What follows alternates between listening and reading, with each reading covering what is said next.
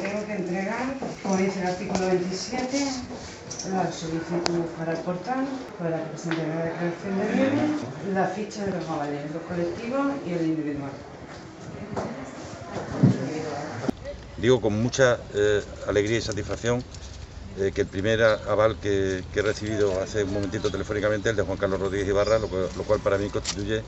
pues, algo muy especial, ¿no? Y también el alcalde de la principal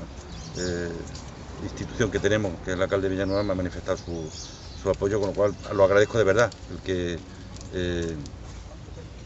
tantos compañeros y tantas compañeras a lo largo de todo este tiempo, en mitad de la dificultad que hemos sufrido, que hemos tenido en estos 3 años, son años de cambio, años de oposición, años de renovación, años de aprendizaje, años de sacar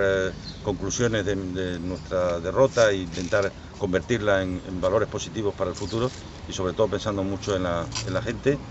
pensando mucho en que para poder volver a vencer hay que volver a convencer a la ciudadanía, y a eso es a lo que me voy a dedicar, con ánimo absolutamente renovado y con muchísimas ganas de trabajar y de poder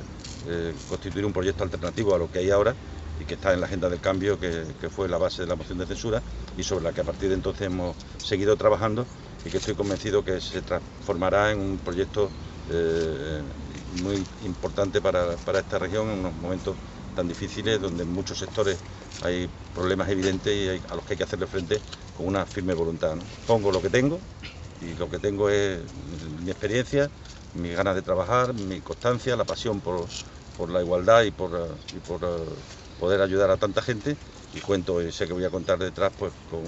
con muchos compañeros y muchas compañeras que van a conseguir que juntos consigamos que las cosas puedan cambiar. Y por esa razón yo voy a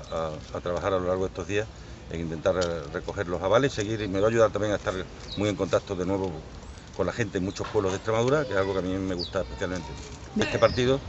ha dejado de elegir a los candidatos por sus órganos de dirección y los eligen por parte de los militantes, ¿no? Lo cual significa un cambio importante.